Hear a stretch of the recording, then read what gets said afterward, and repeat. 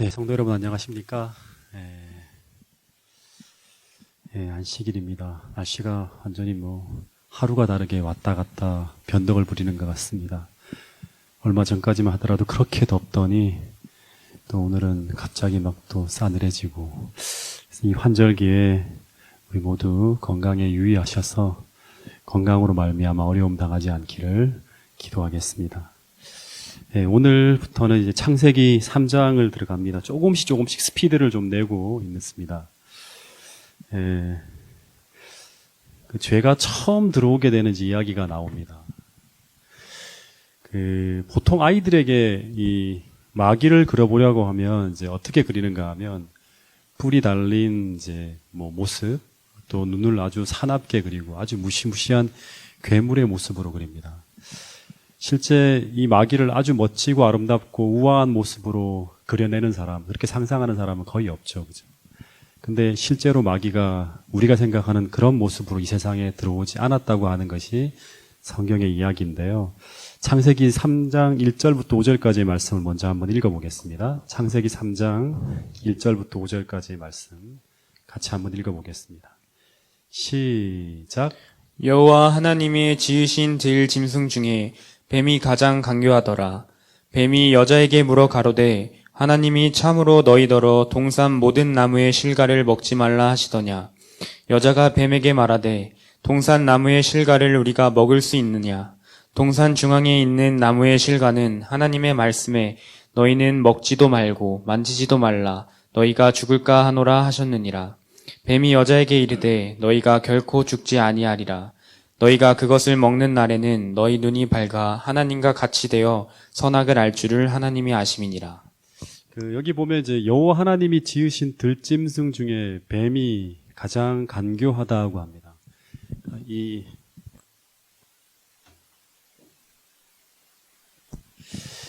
이 뱀이 하나님이 지으신 동물 중에서 가장 간교하다고 했죠, 그죠? 네. 근데 이 간교하다고 할 때 이 간교하다는 말이 어떤 의미죠?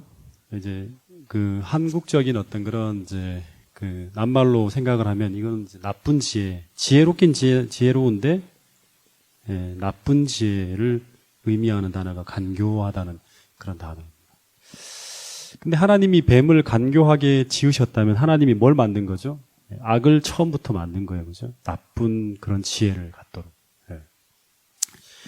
근데 우리가 알다시피 이 뱀 자체가 유혹자가 아니라 뱀은 단지 사단의 매개물이었어요, 그죠? 그러니까 이제 원래는 사단이 간교한 거죠, 그죠? 뱀이 간교한 게 아니라. 그래서 이 번역은 조금 잘못된 번역입니다. 왜냐하면 하나님께서 처음에 창세기 1장, 2장을 보면 절대 나쁜 동물을, 나쁜 지혜를 가진 동물을 만들 이유가 없죠. 그럴 리가 없죠, 그죠? 근데 이 간교하다는 이 단어가 이제 히브리어를 원어를 살펴보면 알룸이라는 단어를 써요. 알룸. 근데 이 알룸이라는 단어는 원어적 의미를 보면 간교하다는 그런 의미도 있지만 총명한, 지혜로운 이런 의미로도 번역이 될 수 있습니다. 잠언 14장 8절, 잠언 14장 15절에 보면 이 알룸이라는 단어가 쓰였는데 거기는 어떻게 쓰였는가 하면 슬기로운이라고 번역이 되어져 있습니다. 근데 이 슬기롭다, 총명하다는 의미는 히브리적인 의미로 본다 그러면 아름답다는 개념을 담고 있어요. 그래서 레아가 눈에 총기가 없다고 하잖아요. 그죠? 알력이 없다고 할 때 그 총기라는 말도 이제 알룸이라는 단어인데 실제로는 그건 예쁘지 않다는 의미예요. 그러니까 지혜롭다는 의미와 아름답다는 의미가 히브리적인 의미에서는 같이 연동이 되어지고 있는 것을 볼 수 있습니다. 그래서 이 번역은 실제로는 하나님이 만드신 들짐승 중에 어떤 짐승이다? 가장 아름다운 짐승이 바로 뱀이었다고 하는 거예요. 부조와 선지자에도 보면 당시 하나님은 뱀을 지상에서 가장 영리하고 아름다운 동물 중에 하나로 창조했다고 나와 있습니다. 그래서 그 날개가 있어갖고 공중으로 막 날 때 금빛 광택이 나는 눈부신 모습이었다고 합니다. 그 사람들이 이제 뱀이 지나가면 요즘에는 숨지만 옛날에는 넋을 잃고 쳐다보는 거예요. 와, 하나님이 저렇게 아름다운 동물을 만드셨을까? 이런 동물이었다고 하는 거예요. 그래서 하나님이 지으신 들짐승 중에 가장 지혜롭고 가장 아름다운 짐승이 바로 뱀이었다고 하는 것을 우리가 기억해야지만 그 다음 내용을 우리가 이해할 수 있는 거예요. 그래서 사단이 이 뱀을 매개로 하와에게 접근했다고 하는 것은 이 동일한 방법으로 우리에게 접근하겠죠, 사단이. 그죠? 예. 사단이 인간에게 접근할 때 언제나 가장 흉측한 모습이 아니라 세상에서 가장 지혜로운 모습, 세상에서 가장 달콤하고 가장 아름다운 모습. 그러니까 그것을 반드시 우리가 얻으면 행복해질 것 같고 우리에게 정말 축복이 될 것 같은 그런 어떤 모습으로 우리에게 접근한다고 하는 거예요. 마치 무엇처럼?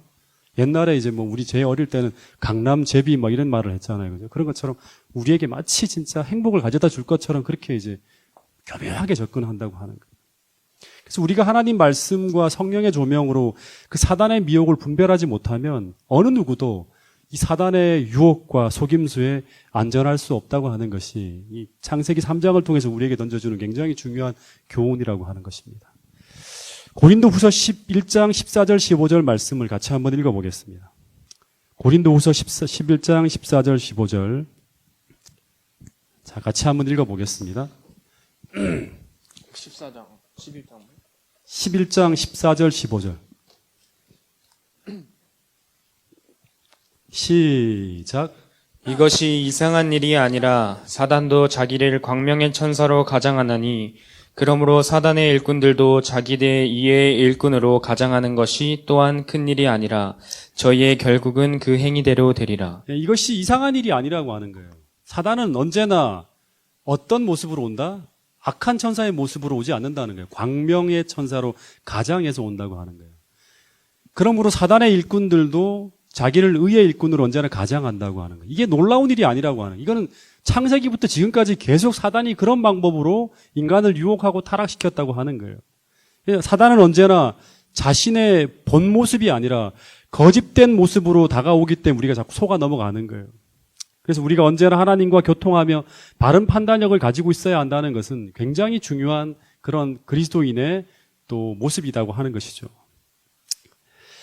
그러면 이 창세기 3장의 상황이 언제쯤의 상황일까요? 네? 언제쯤일까요? 그 부조와 선지자를 읽어보면 사단이 하늘에서 반역을 탁 저지르고 나서 이제 예수님과의 싸움에서 패하고 난 후에 하늘에서 쫓겨난 지 얼마 안 되는 상황이었어요. 그래서 이제 이 부조와 선지자의 내용을 좀 읽어드리면 하늘에서 더 이상 마음대로 반역을 선동할 수 없게 되자 하나님께 대한 사단의 증오심은 인류의 파멸을 음모하는 가운데 한 새로운 분야를 찾아내었다고 하는 거예요. 이제는 하늘에서는 안 되니까 이제 수많은 별들을 돌아다니면서 이제 나의 반역에 같이 동조할 수 있는 세력을 끌어들여야겠다는 생각을 가지고 이제 그 중에 하나가 이제 지구가 되는 거죠. 그는 에덴에 사는 경건한 부부의 행복과 평화 가운데서 자기가 영원히 잃어버린 행복의 한 환상을 보았다고 하는 부조와 선지자 39페이지에 있는 말씀. 저 녀석들 행복하게 사는 모습을 보니까 도저히 막 시기심이 나서 견딜 수가 없는 거죠. 근데 사단이 온 우주를 돌아다니면서 반역으로 유인할 존재를 찾아다니고 있다는 이 사실을 아담과 하와가 모른 채 미혹됐을까요? 아니면 미리 알고 있었을까요? 네? 모른 채 미혹됐을까요? 절대 그렇지 않죠. 네. 우리의 최초의 조상은 그들을 위협하는 위험에 대한 경고 없이 버려부른 바 되지 않았다고 합니다.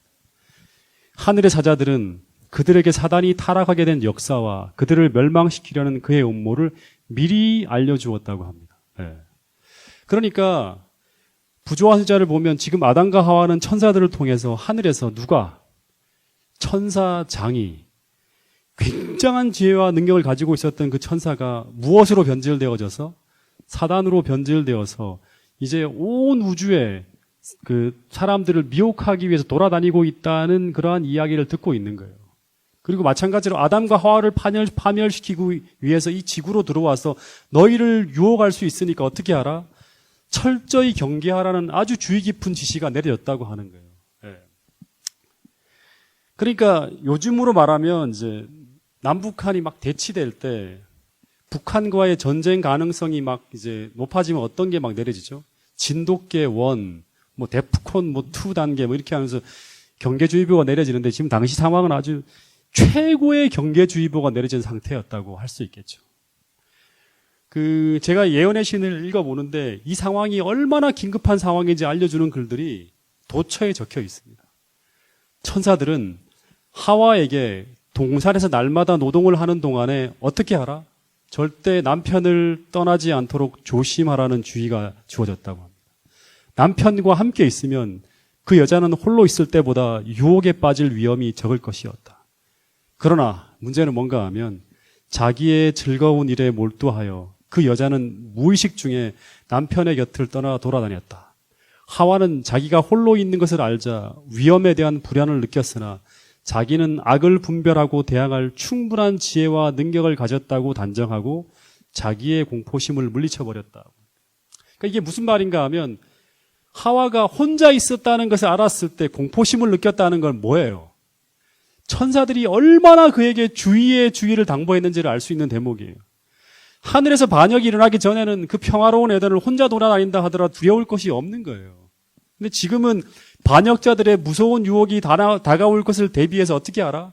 철저히 주의하고 남편과 반드시 연합하여 대처해야 된다는 주의가 내려질 정도로 굉장히 위험한 상황이라는 것을 천사가 주시시켰다고 하는 것이죠. 그러니까 이런 대목들을 읽어보면 이 사단이라는 존재가 얼마나 위험하고 얼마나 대단한 존재인지를 천사들은 알고 있었던 거예요. 그러니까 계속 교육을 시켰던 거죠.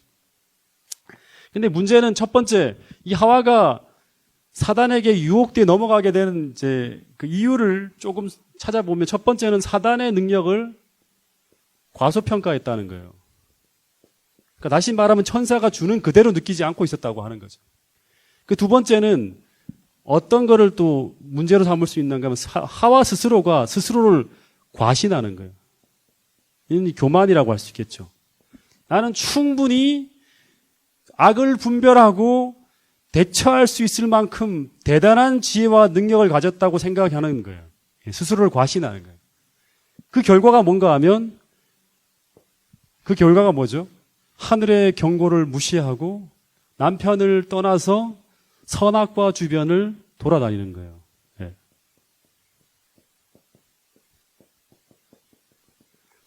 절대 가지 말아야 될 그 근처까지 가는 거예요. 가더라도 절대 나는 선악과 안 따먹어. 나는 충분히 지혜로운 존재야라고 생각하는 거예요. 이것이 실패의 어떻게 보면 첫 번째 이유라고 할 수 있겠죠. 어쨌든 하와가 선악과 주변으로 서성거리고 돌아가고 있을 때 사단이 이거를 봤겠죠. 그죠? 그리고 난 다음에 사단은 눈치채이지 않게 하와를 미혹하기에 가장 알맞은 변작물을 이제 매개물을 선택하게 되는 거예요. 그게 바로 뭔가 하면 여자들은 아름다운 것에 확 혹하잖아요. 그래서 뱀을 매개로 사용하기로 선택을 합니다. 그리고 눈부신 모습을 한 뱀 속으로 쫙 들어가서 어디로 가는가 하면 금단의 나뭇가지에 탁 앉아서 그 선악과 나뭇가지에 탁 앉아서 어떻게 하는가 하면 가장 맛 좋은 그 실과를 아주 맛있는 모습으로 막 따먹는 거예요. 마치 선전에 보면 막 그런 이제 술이라든지 이런 걸 선전할 때 보면 굉장히 맛있게 먹잖아요. 그 연예인들이. 그런 것처럼 아주 맛있는 포즈를 취해서 그걸 막 먹는 거예요. 근데 부조화 선지자를 보면 이 모습이 얼마나 아름다운 광경이었는지 모른다 그럽니다. 넋을 잃을 만큼 화려하고 아름다운 광경이었대요. 네. 근데 뱀이 하와를 유혹해서 이 선악과 주변으로 끌고 갔습니까? 아니면 스스로 갔습니까? 하와가 스스로 이 선악과 근처로 갔다고 하는 거예요. 하와는 사단에게 미혹되어서 선악과 주변으로 간 것이 아니라 스스로 선악과 주변에 어슬렁거렸기 때문에 넘어진 거예요. 그래서 이런 생각을 한번 해볼 수 있겠죠. 하와가 이 선악과 주변으로 접근을 안 했으면 하와는 범죄하지 않았을까요? 네, 범죄하지 않았다고 합니다. 그 부조화 선지자에 보면 이런 말씀이 있어요. 사단은 그들을 따라다니면서 계속 유혹할 수는 없었다. 그는 금단의 나무에서만 그들에게 접근할 수 있었다. 만일 그들이 그 나무의 본질을 조사하려고 왜 하나님께서 금하게 만들었지 하고 그걸 조사하려고 시도한다면 사단의 관계에 노출될 것이기 때문에 절대 그를 조사하려고도 하지 말라고 하나님께서 미리 경고를 주셨다고 합니다. 그러니까 본문을 보면 아담과 하와가 하나님께서 말씀하신 그 말씀 그대로 순종하여서 선악과 주변에 얼씬도 하지 않았다면 하와가 넘어지는 일은 절대로 없었을 것이라고 하는 거죠. 그래서 하나님께서 이미 사단이 아담과 하와에게 유혹할 방법들에 대해서 미리 다 아시고 세심한 부분에까지 다 경고와 주의를 주셨다고 하는 거예요. 디테일하게. 절대 떨어지지 말고 함께 있고 나무에는 접근하지도 말고 그리고 이 나무의 본질을 조사하려고 시도한다면 분명히 사단의 관계에 넘어갈 수 있으니까 절대 그렇게 하지 말라고. 그러니까 사단의 공격 방법과 대처 방법까지 철저하게 준비할 수 있는 말씀을 미리 다 주셨다고 하는 거예요.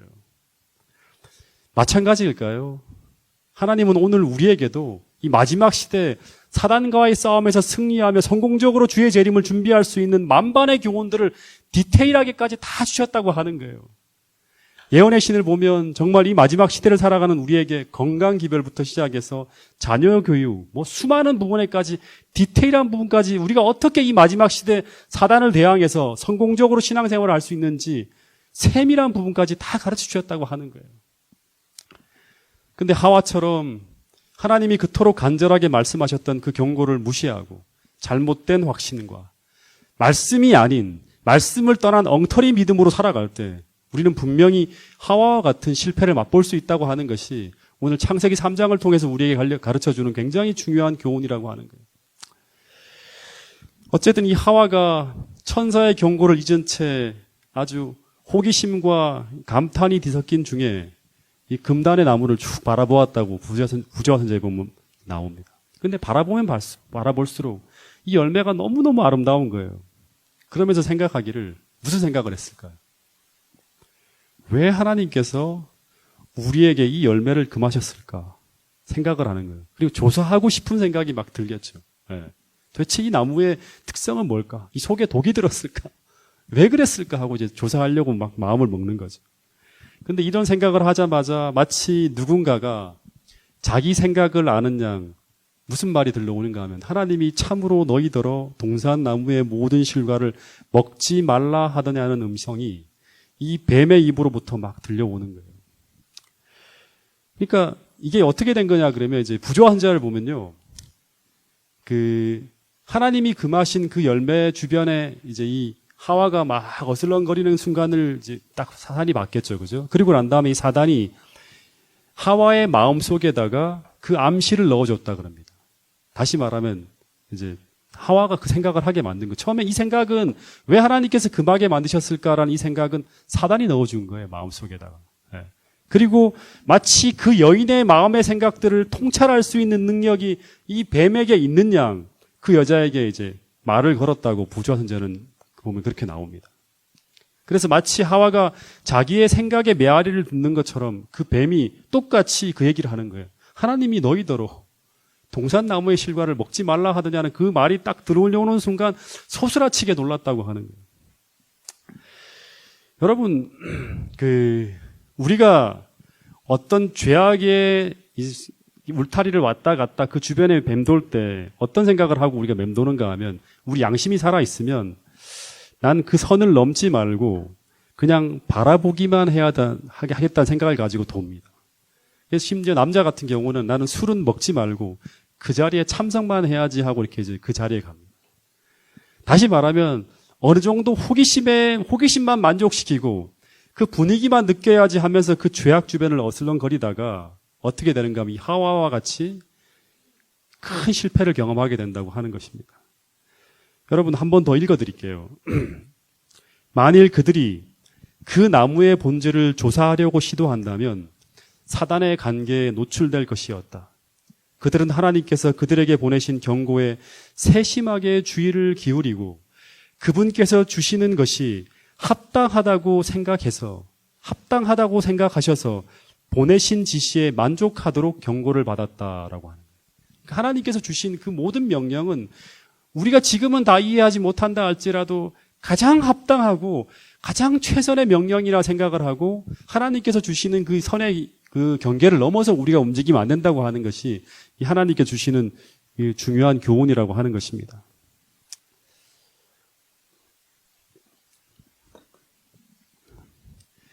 그래서 천사들이 이제 분명히 하늘에서 전쟁이 있었고, 그리고 그 쫓겨난 천사들이 하나님께 반역하도록 하는 유혹이 있을 것이고, 절대 아담의 곁을 떠나서는 안 되고, 선악과 주변에서는 얼씬도 하지 말라는 주의를 하와가 받았기 때문에, 만약 이 상황에서 이 뱀을 통해 들려온 이 이야기를 하와가 들었을 때 하와는 어떻게 해야 될까요?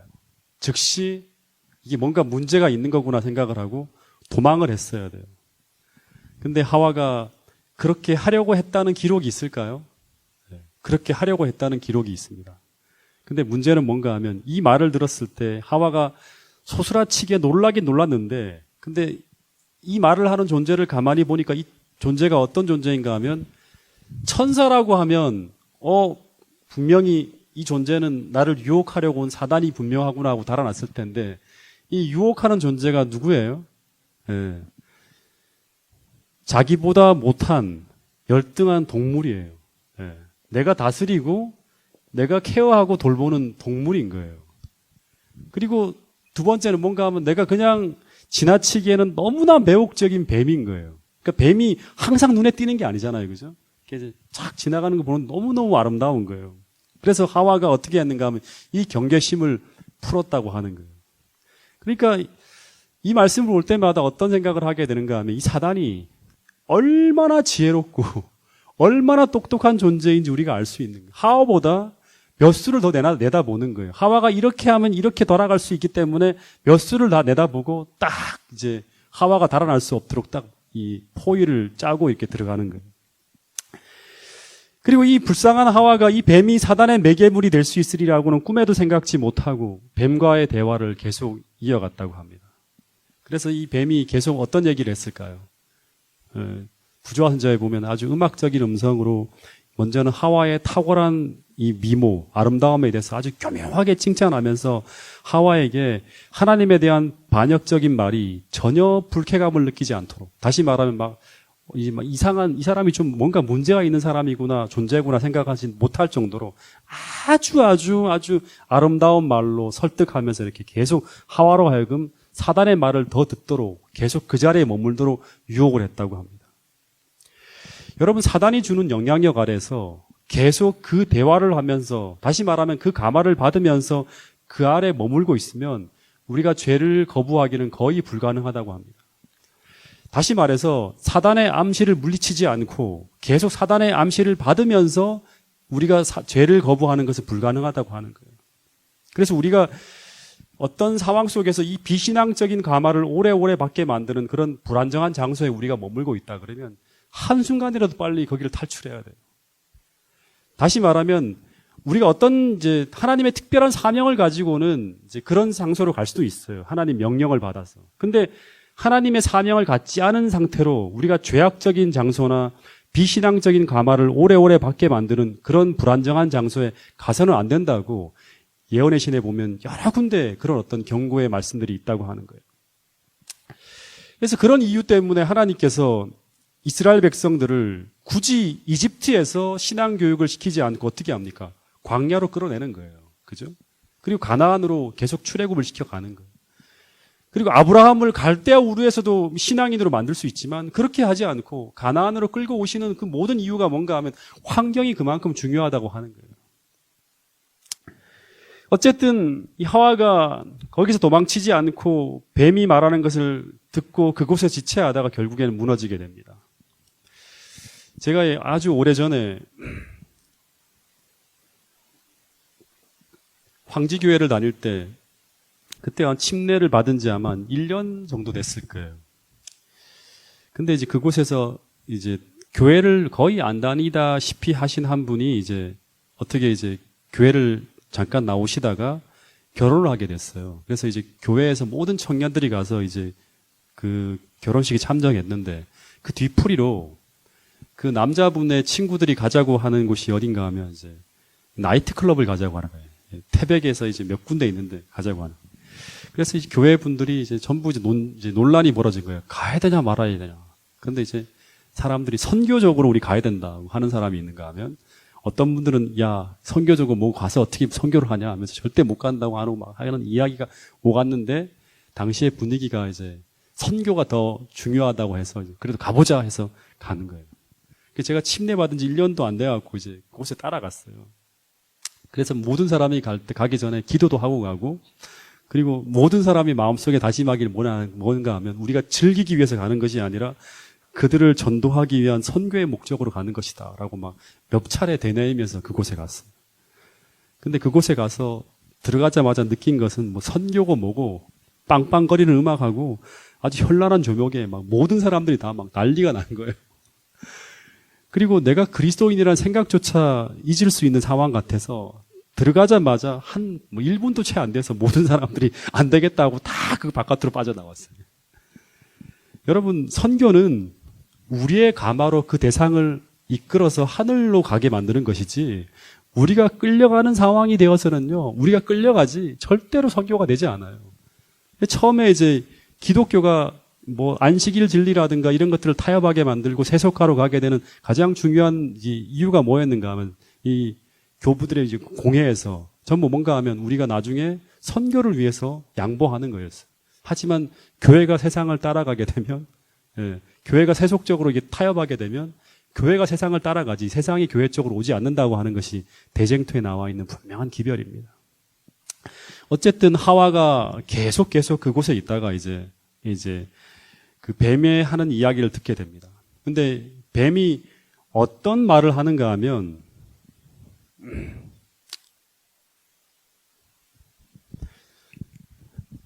뱀이 던진 첫 번째 유혹이 뭐죠?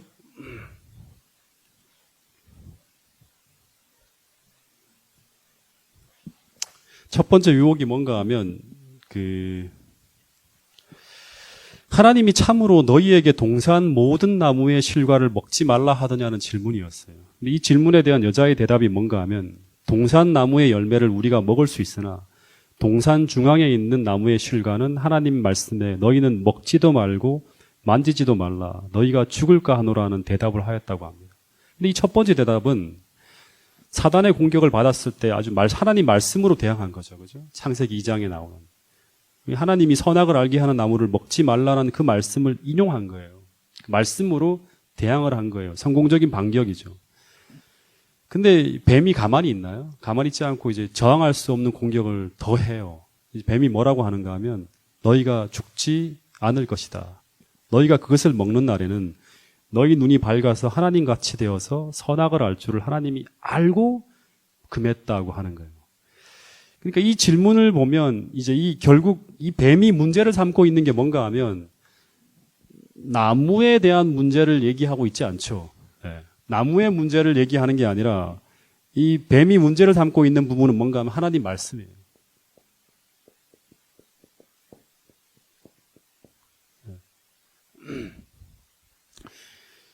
그러니까 하나님 말씀에 대한 신뢰를 무너뜨리는 것이 목적인 거예요.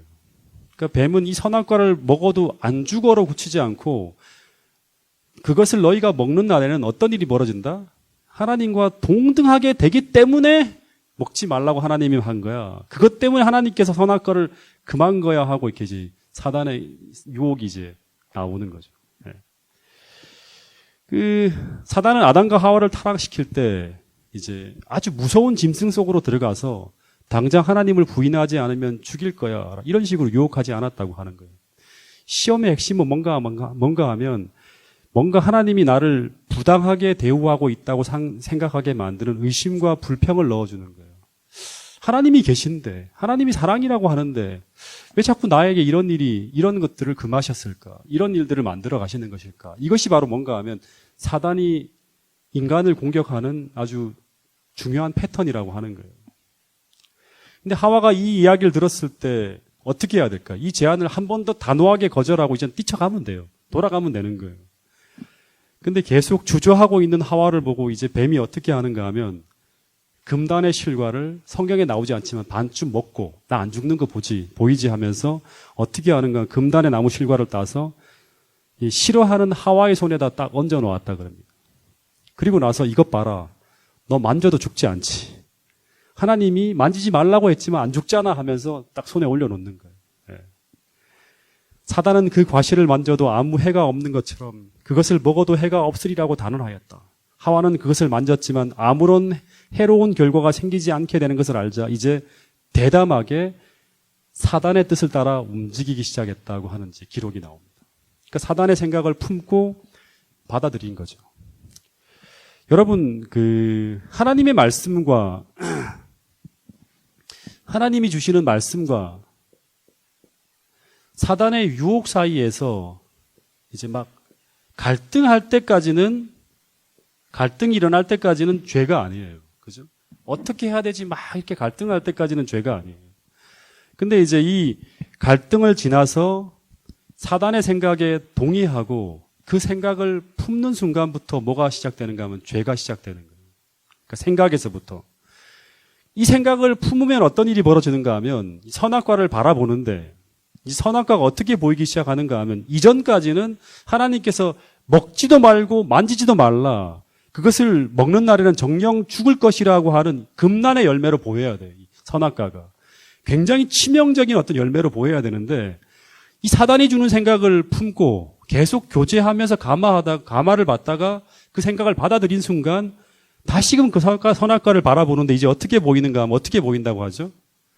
먹음직도 하고 보암직도 하고 지혜롭게 할 만큼 탐스럽게 보이기 시작하는 거예요. 이것은 바로 뭔가 하면 사단의 생각을 받아들였다고 하는 거예요. 그 사단의 생각을 받아들이고 딱 보니까 그렇게 보이는 거예요. 사단은 무슨 말을 했는가 하면 하나님 말씀에 반대되는 이야기를 했어요. 그것을 먹는 날에는 너희가 하나님처럼 되어서 지혜롭게 되기 때문에 하나님이 금했다고 하는 거예요. 그런 생각을 받으니까 그 나무를 혈과를 보는데 그렇게 보이는 거예요. 예. 그러면 이제 행동으로 옮기는 것은 시간 문제인 것입니다. 그러니까 마음과 생각이 사단의 생각으로 점령되어지자 그 다음 사단의 행동을 따라가게 되는 거예요. 잠언 4장 23절에 보면 무슨 말씀이 있는가 하면 무릇 지킬 만한 것 중에 무엇을 지키라? 내 행동을 지키라고 하지 않고 무엇을 지키라고 하죠? 내 마음을 지키라. 생명의 근원이 이에서 남이라는 말씀이 있는 것입니다. 그래서 어쨌든 여기서부터 불행이 시작되었다고 하는 것이 성경의 이야기입니다. 그러면 이제 한 가지 더 찾아봐야 되는데 아담이 이제 어떻게 대처할 것인가가 중요하죠. 네. 이 여자가 선악과를 따먹고 난 후에 부조와 선자에 보면 어떻게 아담에게 다가왔는가 하면 이상하게 막 흥분된 상태에서 그 금단의 과실을 들고 막 남편에게 찾아갑니다. 그러면서 그간에 일어났던 일을 남편에게 다 말을 해요, 아담에게. 근데 그 이야기를 듣자마자 아담이 어떻게 반응을 보였는가 하면 너무 놀라고 근심된 모습으로 무슨 얘기를 하는가 하면 그 뱀은 그동안 우리가 경고를 받아왔던 바로 원수다, 사단이라고 하는 거예요. 틀림없다고 하는 거예요. 그리고 당신은 하나님의 선고대로 틀림없이 죽을 것이라고 하는 거예요. 그러면서 굉장히 슬픈 표정을 짓고 우울해했다고 합니다. 근데 하와가 뭐라고 하는가 하면 남편에게 절대 죽지 않는다고 하면서 뱀의 이야기를 반복해서 말하면서 오히려 자신은 하나님이 불쾌히 여기시는 아무런 증거도 느끼지 못하고 있다고 하는 거예요. 난 죽는 것을 전혀 느끼지 못한다고 하는 거예요. 아무런 신체 이상이 없다고. 오히려 하늘의 사자들이 고무시키는 그런 생기로 좋은 감각을 느끼고 있다고 하는 거예요. 더 지혜롭게 됐다고 하는 거예요. 그 뱀의 말이 틀림없을 것이라고 얘기했다고 합니다. 이 여자가 완전히 사단의 꼬임에 넘어가서 사단의 대리자가 된 거예요. 예.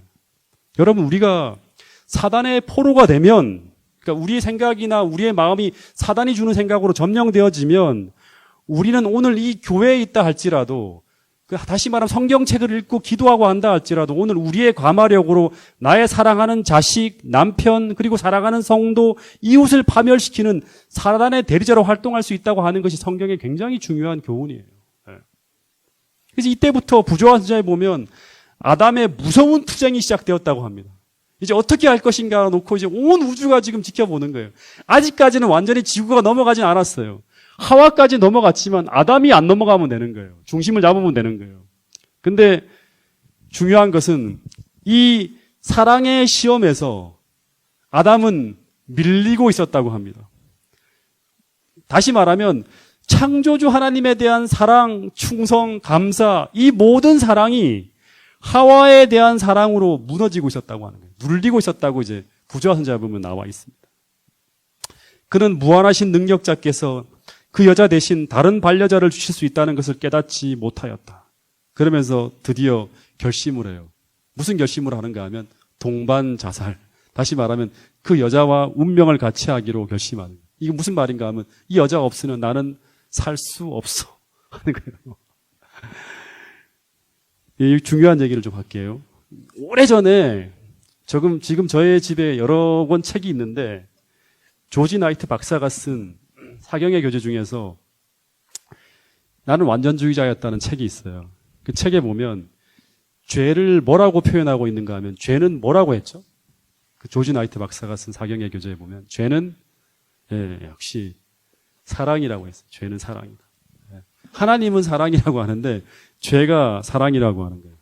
그러니까 이게 무슨 사랑인가 하면 하나님이 아닌 잘못된 대상을 사랑하는 것이 바로 뭔가 하면 죄라고 이렇게 표현을 했어요. 조지 나이트 박사가 쓴 책이에요.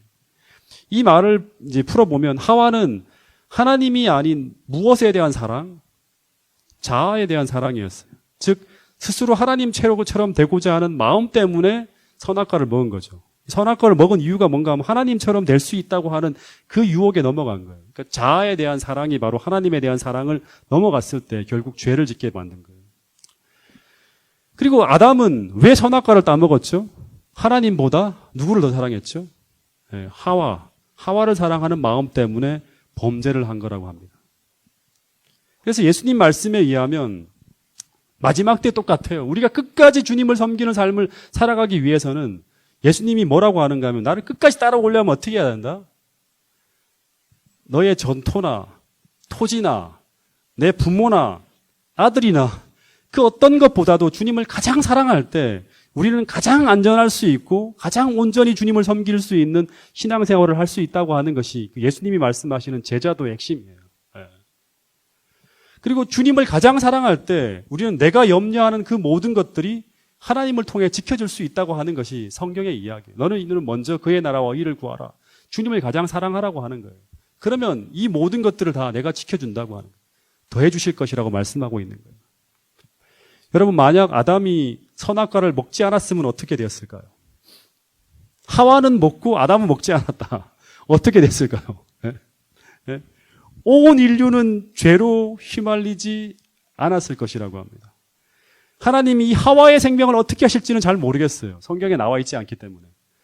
하지만 온 인류가 이런 죄로 가둬지는 일은 없었을 것이라고 하는 거예요. 왜냐하면 하나님께서는 아담을 인류의 대표로 만들었어요. 아담을 인류의 생명의 근원으로 삼으셨어요. 그래서 비록 죄는 하와가 먼저 지었지만 모든 사람을 사망에 이르게 한 죄는 로마서 5장 12절에 보면 아담의 죄라고 하는 거예요. 이 아담이 넘어가는 순간 이 아담 한 사람을 통해서 온 인류가 다 이제 죄로 말미암아 감염되어지는 거예요.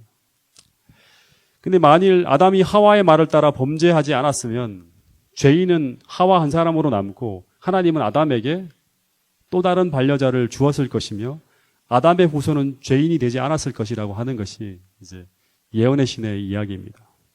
어쨌든 아담이 범죄로 말미암아 이 생명의 유전은 딱 끊겨버렸고 아담 안에서 모든 인류가 죽었고 그 결과 그 허물과 죄로 죽은 행실을 할 수밖에 없는 그런 인간들이 계속 탄생하게 되는 게 이제 비극이 시작되어지는 거죠.